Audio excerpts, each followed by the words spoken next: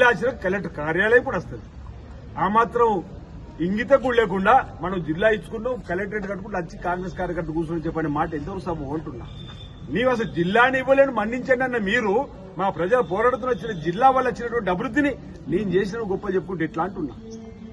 ఇది నేను ఆనాడు యారు ప్రజలు కోరుకునేది, ఈ ప్రాంతంలో నేతన్నలు కోరుకునే యారుంటి తీసుకొస్తే నువ్వు అభివృద్ధి చేసినట్టుగా మేము భావిస్తుంటాం. ఈరోజు ప్రజలు కోరుకునేదేలే. జిల్లా వచ్చిన తర్వాత జిల్లాకు రావాల్సినటువంటి మౌలిక వసతులు, జిల్లాకు కావాల్సిన జిల్లా కేంద్రం ఉండవలసినటువంటి ఆర్గనైజేషన్స్ వస్తే దాన్ని గొప్పగా చెప్పుకునే ప్రయత్నం చేస్తే మొదటి నుంచి కూడా చెప్తుంది. అది కాదు, అది అది అది జిల్లా వచ్చింది కాబట్టి అన్ని రావడం జరిగింది అన్నమాట. ఆ రోజు కూడా చెప్పినాం, ఈ రోజు కూడా అదే చెప్తున్నాం. మేము ప్రజలకు అవసరం ఉన్నట్టు తీసుకోవడం కోసం ప్రయత్నం చేస్తున్నాం. మేము ఆడంబరాలు కూడా లేదు మీలాగా.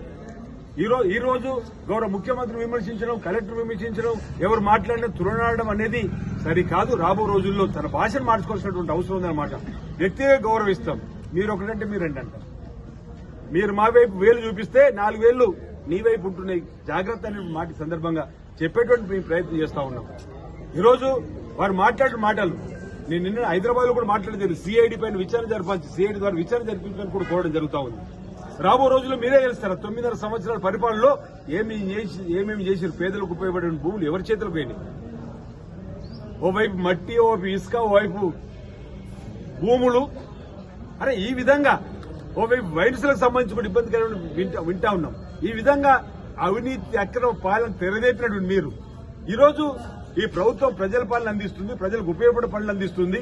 సరే ఇక్కడికి వచ్చి కార్యకర్తను కాపాడుకోవడానికి కూడా కూర్చొని మాట్లాడు మాకు అభ్యంతరం, కానీ కార్యకర్తను కాపాడుకోవడం కోసం మా ప్రభుత్వాన్ని తిరిగితే మాత్రం ఇక్కడ చూస్తూ ఎవరు ఊరుకోమని చెప్తున్నారు. మేము కూడా ప్రజల నుండి వచ్చిన వాళ్ళం, ప్రజల కష్టాల సుఖం నుంచి వచ్చిన వాళ్ళం. ఎవరెవరో పిచ్చి పిచ్చి కూతలు కూస్తుంటే దానికి మీ అందరూ కూడా స్పందించవలసినటువంటి సందర్భం వచ్చినప్పుడు అవకాశం ఉంది కాబట్టి చెప్పేటువంటి కార్యక్రమం సందర్భంగా చెప్తున్నాం. మేము ఎవరు వ్యక్తులకు వ్యతిరేకం కాదు, ఇక్కడ ఉన్నటువంటి మా నాయకత్వం అంతా కూడా ఈరోజు వ్యవస్థను సమూల మార్పులు చేయని చెప్పిన ఆలోచనతోటి జరిగిన పొరపాటు సరిదిద్దే కార్యక్రమం చేస్తే తప్పాన్ని అడుగుతున్నాం. దళితులు, గిరిజనులు చెందవలసిన భూములు ఉన్నత వర్గాలకు చెందితే, భూమి ఉన్నోడు తిరిగి చెందితే దాన్ని సరిదిద్దడం తప్పాన్ని అడుగుతున్నాం. అందుకే సిఐడి విచారణ కోరిన, అందుకే నేను అడిగిన ఐఏఎస్ సంఘాన్ని కూడా, ఐపీఎస్ సంఘాన్ని కూడా స్పందించాలని. నిన్న రోజు ఐఏఎస్ సంఘం, ఐపీఎస్ సంఘం కూడా స్పందించింది. దానికి కేటీఆర్ ఇప్పటివరకు సమాధానం చెప్తలేడు. ఈరోజు మన సిరిసిల్ల ప్రాంతానికి సంబంధించినటువంటి పరువు పోకుండా కూడా కాపాడాల్సిన భాష తీరు వల్ల మన ప్రాంతానికి సంబంధించినటువంటి వాళ్ళకు కూడా ఇబ్బంది కాకుండా చూడవలసిన బాధ్యత, చూసుకోవాల్సిన బాధ్యత కూడా ఆయన పైన ఉందని మాట ఈ సందర్భం చెప్తూ, మేము వ్యక్తిగతంగా ఎవరిని కూడా ఏనాడు తులాడే కార్యక్రమం చేయలేము, భవిష్యత్తుకు చేయబోము. కానీ వాడు వీడంటే మేము కూడా వాడివలసిన పరిస్థితి రాబో రోజులు వచ్చేటువంటి కార్యక్రమం ఉందో అంటున్నాం.